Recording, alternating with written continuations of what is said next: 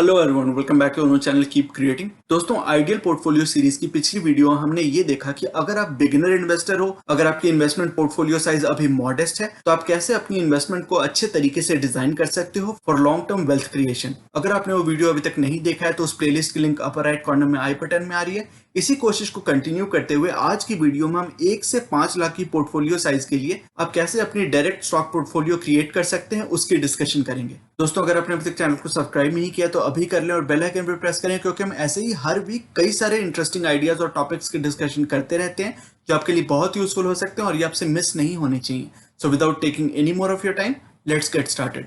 दोस्तों, जैसे हमने बात की पिछली वीडियो में चूंकि हमने देखा था कि अगर आपकी इन्वेस्टमेंट पोर्टफोलियो साइज 1 लाख से कम हो तो आप कैसे अपनी investment portfolio, stock investment portfolio को डिजाइन कर सकते हो। यहाँ पे हम बात कर रहे हैं कि आपकी जो इन्वेस्टमेंट पोर्टफोलियो है वो 1 से 5 लाख के बीच की है। डायरेक्ट स्टॉक पोर्टफोलियो साइज की हम बात कर रहे हैं, म्यूचुअल फंड्स की बातें हम नहीं कर रहे। तो अगर आपने म्यूचुअल फंड्स में अलग से इन्वेस्ट किया हुआ है तो वो आपकी अलग इन्वेस्टमेंट पोर्टफोलियो है। हम यहाँ पे डायरेक्ट स्टॉक्स में अगर आप इन्वेस्ट करते हो उस पोर्टफोलियो की बात कर रहे हैं। तो चूंकि इस वीडियो में हम ये बात कर रहे हैं कि आपकी डायरेक्ट स्टॉक्स की पोर्टफोलियो 1 से 5 लाख के बीच में है, तो मैं अज्यूम कर रहा हूं कि आपकी थोड़ी सी एक्सपीरियंस है ऑलरेडी डायरेक्ट स्टॉक्स में इन्वेस्ट करने की। आप स्लाइटली एक्सपीरियंस्ड इन्वेस्टर हो सकता है बहुत ज्यादा एक्सपीरियंस ना हो, लेकिन थोड़ी सी एक्सपीरियंस जरूर है। आप मार्केट की वॉलेटिलिटी से अवगत हो, आपने थोड़ी बहुत एक्सपीरियंस हासिल कर लिया through a few months, through a few years of investing. और आपकी जो पोर्टफोलियो साइज है ग्रोइंग है। ऑब्वियसली 1 से 5 लाख की पोर्टफोलियो साइज कोई बहुत मॉडेस्ट पोर्टफोलियो साइज नहीं है, ठीक ठाक सी है, डिसेंट सी पोर्टफोलियो साइज है। तो आपकी पोर्टफोलियो साइज ग्रोइंग है। You should still continue to focus on learning and imbibing the virtues of patience and discipline। हमने पिछली वीडियोस में थोड़ी और डिटेल में इसकी बात की थी,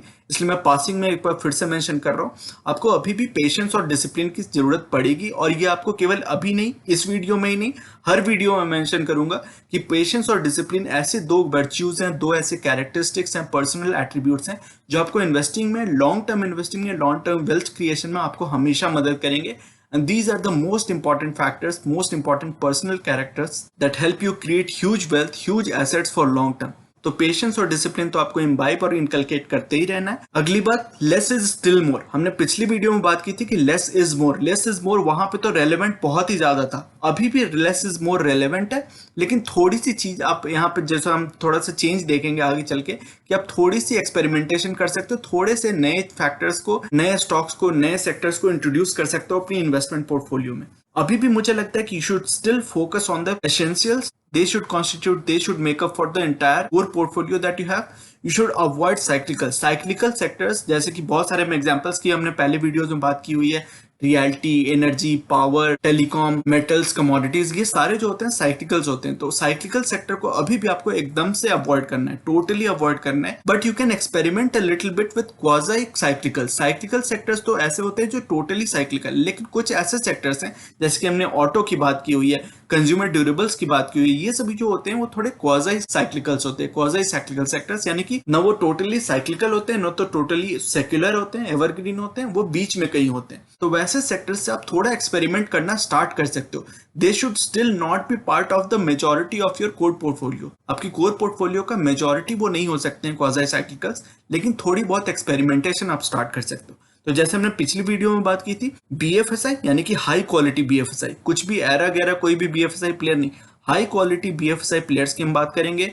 एफएमसीजी और आईटी और फार्मा, ये जो 3-4 सेक्टर्स हैं, ये आपकी कोर पोर्टफोलियो, अभी भी आपकी 80-85% जो एलोकेशन होनी चाहिए, कोर पोर्टफोलियो एलोकेशन होनी चाहिए, वो इन सारे सेक्टर्स में होनी चाहिए।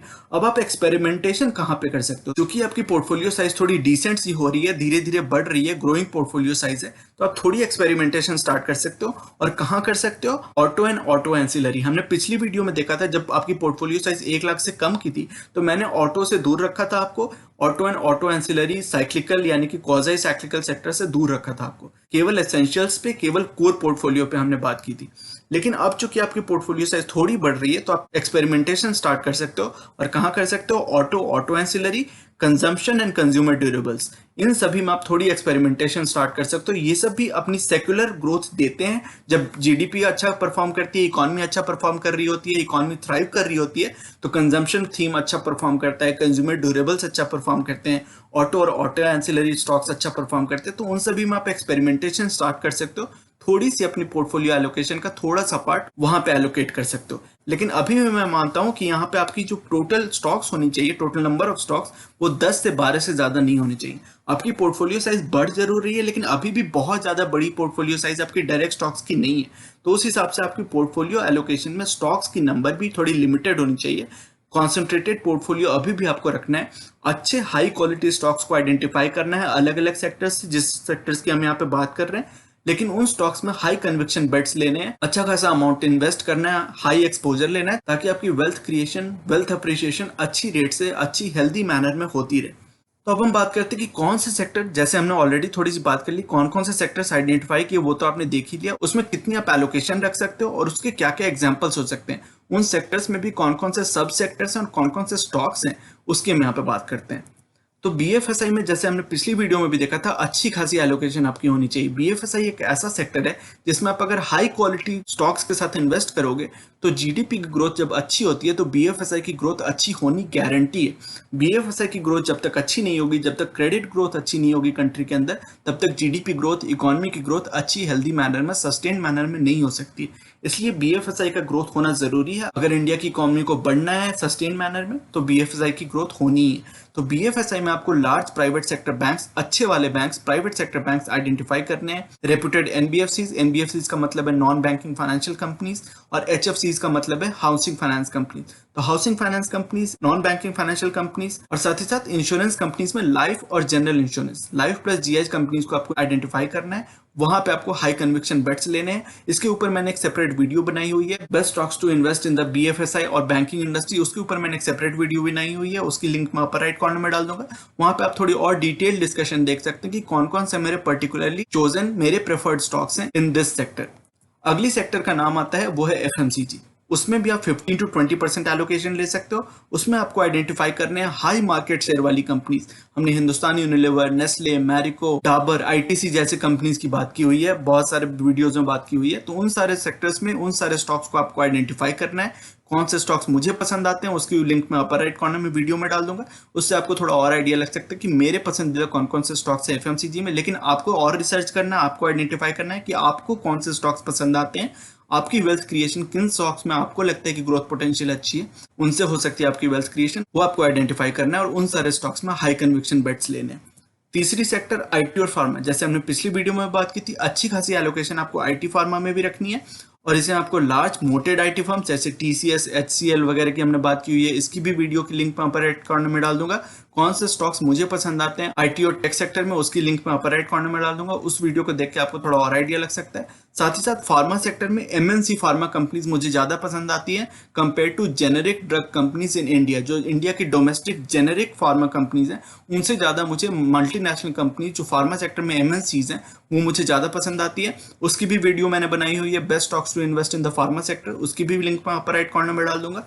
इन सभी वीडियोस को चेक करके आपको अच्छा खासा आइडिया लग सकता है कि मुझे कौन सी पसंद आती हैं कंपनीज और वो कंपनीज मुझे क्यों पसंद आती हैं। रीजन भी हमने डिस्कस की हुई है। और साथ ही साथ प्रॉक्सी प्लेस, जो हमने पिछली वीडियो में भी बात की थी, एपीआई यानी कि एक्टिव फार्मास्यूटिकल इंग्रेडिएंट बनाने वाली कंपनी, खास करके डिवीज लैब मुझे पसंद आती है। जीएलई यानी कि ग्लास लाइन इक्विपमेंट बनाने वाली कंपनी, उसमें जीएमएम फॉडलर है, एचएलई ग्लासकोट है। और साथ ही साथ स्पेशलिटी केमिकल कंपनी, जो बहुत सारी कंपनीज है स्पेशलिटी केमिकल कंपनी, जो अच्छी फंडामेंटली स्ट्रॉन्ग कंपनीज है, ऐसी वैसी नहीं, बढ़िया कंपनीज कौन कौन सी हैं वो हमने chemical sector, best stocks to invest in the chemical sector में बात की हुई है। कौन कौन से स्पेशलिटी केमिकल कंपनी मुझे पसंद आती हैं वो आप उस वीडियो को देख के थोड़ा आइडिया लगा सकते हैं।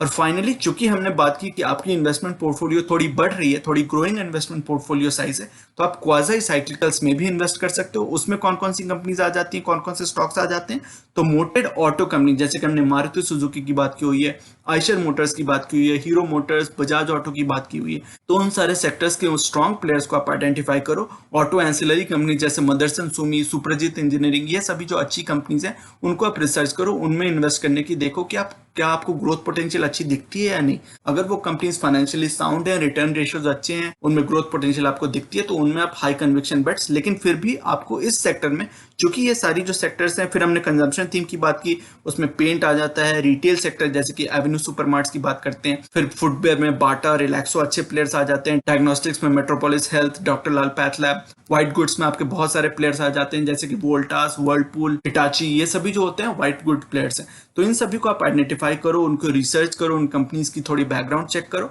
लेकिन फिर भी इन सभी कंपनी में चूंकि ये सारी जो सेक्टर्स होती हैं वो थोड़ी क्वाजाई साइक्लिकल होती हैं, इनकी जो ग्रोथ होती है सेक्युलर नहीं होती है, एवरग्रीन नहीं होती है, हमेशा नहीं बढ़ते रहती, ये इकोनॉमी पे थोड़ा डिपेंडेंट होते हैं और इसी हिसाब से इनकी ग्रोथ ऊपर नीचे चलती रहती है। इसलिए मेरा मानना है कि चूंकि एक्सपेरिमेंटल बेसिस पे आपको थोड़ा क्वाजाई साइक्लिकल्स में एक्सपोजर लेना है तो 8 to 10% की एक्सपोजर आप ले सकते हो, लेकिन बहुत ज्यादा एक्सपोजर नहीं।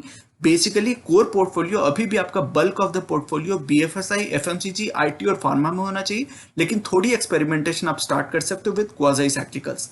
तो मैंने अज्यूम किया कि अगर आपकी 5 लाख की पोर्टफोलियो है तो आप कैसे अपनी पोर्टफोलियो साइज को एकोमोडेट कर सकते हो, एलोकेट कर सकते हो अमंग द डिफरेंट सेक्टर्स। अगर आप पूरे बीएफएसआई सेक्टर की बात करें तो 1.5 से पौने 2 लाख यानी कि 1.5 लाख टू 1.75 लाख की एलोकेशन आप रख सकते हो बीएफएसआई सेक्टर में। उसी तरह एफएमसीजी में आप डिफाइन कर सकते हो, आईटी फार्मा में कैसी एलोकेशन रख सकते हो, और अपनी एक्सपेरिमेंटल बेसिस पे 40 से 50,000 रुपए 8 to 10% आप एलोकेट कर सकते हो क्वाजाई साइक्लिकल्स में, जिसमें कि बहुत सारे सेक्टर्स की सब सेक्टर्स की हमने ऑलरेडी बात कर ली।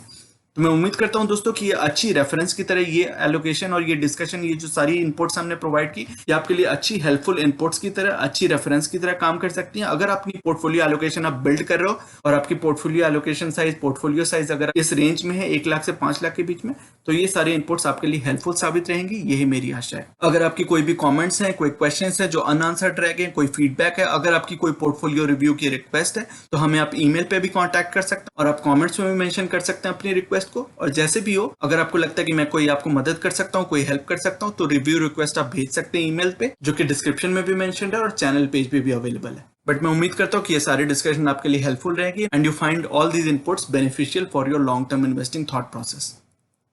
तो दोस्तों ये था आज का वीडियो। ये सेइंग जो कि है नॉलेज इज पावर सुप्रीम, ये इस चैनल का मिशन है जो कि है आप तक सही नॉलेज पहुंचाना। आगे आने वाली वीडियोस में हम mutual fund, investing, asset allocation और डायरेक्ट स्टॉक से रिलेटेड कई सारे एनालिसिस करेंगे और बहुत सारे इंटरेस्टिंग टॉपिक्स को डिस्कस करेंगे। So you should definitely subscribe to the channel and remain posted for further updates. अगर आज की वीडियो कंटेंट आपको पसंद आया है तो वीडियो करें लाइक। अगर आपको लगता है कि इस इन्फॉर्मेशन से किसी की मदद हो सकती है तो इसे अपने दोस्तों और फैमिली मेंबर्स के साथ शेयर करें और चैनल को करें सब्सक्राइब। मिलते हैं अपने अगली वीडियो में एक और टॉपिक के डिस्कशन के साथ। तब तक के लिए take care and see you soon. Bye bye.